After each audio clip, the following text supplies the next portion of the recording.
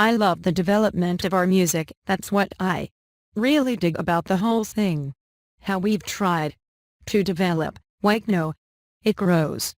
That's why every day people come forward with new songs. Music goes on forever. Bob Marley, August 1979. We remember the brilliant and evocative music Bob Marley gave the world, music that stretches back over nearly 2 decades and still remains timeless and universal. Marley has been called the first third world superstar, Rasta prophet, visionary and revolutionary artist. These accolades were not mere hyperbole. Marley was one of the most charismatic and challenging performers of our time. Bob Marley's career stretched back over 20 years. During that time, Marley's growing style encompassed every aspect in the rise of Jamaican music, from ska to contemporary reggae. That growth was well reflected in the maturity of the Wailers' music. Bob's first recording attempts came at the beginning of the 60s. His first 2 tunes, cut as a solo artist, meant nothing in commercial terms, and it wasn't until 1964, as a founding member of a group called the Wailing Wailers, that Bob first hit the Jamaican charts. The record was "Simmer Down," and over the next few years the Wailing Wailers, Bob, Peter McIntosh and Bunny Livingston, the nucleus of the group, put out some 30 sides that properly established them as one of the hottest groups in Jamaica. McIntosh later shortened his surname to Tosh, while Livingston is now called Bunny Wailer. Despite their popularity, the economics of keeping the group together proved too much, and the 2 other members, Junior Braithwaite and Beverly Kelso, left the group. At the same time, Bob joined his mother in the United States. This marked the end of the Wailing Wailers, Chapter 1. Marley's stay in America was short-lived, however, and he returned to Jamaica to join up again with Peter and Bunny. By the end of the 60s, with the legendary reggae producer Lee "Scratch" Perry at the mixing desk, the Wailers were again back at the top in Jamaica. The combination of the Wailers and Perry resulted in some of the finest music the band ever made. Tracks like "Soul Rebel," "To Be Conqueror," "400 Years," and "Small Axe" were not only classics, but they defined the future direction of reggae. It's difficult to properly understand Bob Marley's music without considering Rastafari. His spiritual beliefs are too well known to necessitate further explanation. It must be stated, however, that Rastafari is at the very core of the Wailers' music. In 1970, Aston family men Barrett and his brother Carlton, bass and drums, respectively, joined the Wailers. They came to the band unchallenged as Jamaica's hardest rhythm section, a reputation that was to remain undiminished during the following decade. Meanwhile, the band's own reputation was, at the start of the 70s, an extraordinary one throughout the Caribbean. However, the band was still unknown internationally. That was to change in 1972 when the Wailers signed to Island Records. It was a revolutionary move for an international record company and a reggae band. For the first time, a reggae band had access to the best recording facilities and were treated in the same way as a rock group. Before the Wailers signed to Island, it was considered that reggae sold only on singles and cheap compilation albums. The Wailers' first album, Catch a Fire, broke all the rules. It was beautifully packaged and heavily promoted. And it was the start of a long climb to international fame and recognition.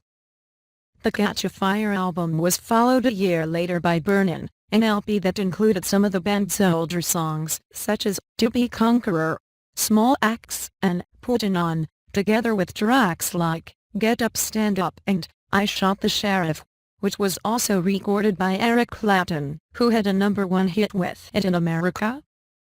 In 1975, Bob Marley and the Wailers released the extraordinary Natty Dread album, and toured Europe that summer. The shows were recorded in the subsequent Live album, together with the single, No Woman No Cry, both made the UK charts. By that time, Bunny and Peter had officially left the band to pursue their own solo careers. Rastaman Vibration, the follow-up album in 1976, cracked the American charts. It was, for many, the clearest exposition yet of Marley's music and beliefs, including such tracks as Crazy Bald Head, Johnny Was, Who That Gap Fit, and, perhaps most significantly of all, War, the lyrics of which were taken from a speech by Emperor Haile Selassie. In 1977 Exodus was released, which established Marley's international superstar status. It remained on the British charts for 56 straight weeks, and netted 3 UK hit singles, Exodus, Waiting in Vain, and Jamming. In 1978 the band released Goya, which hit number 4 on the UK chart the week of its release.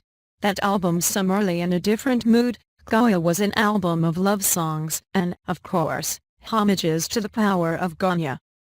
There were 2 more events in 1978, both of which were of extraordinary significance to Marley.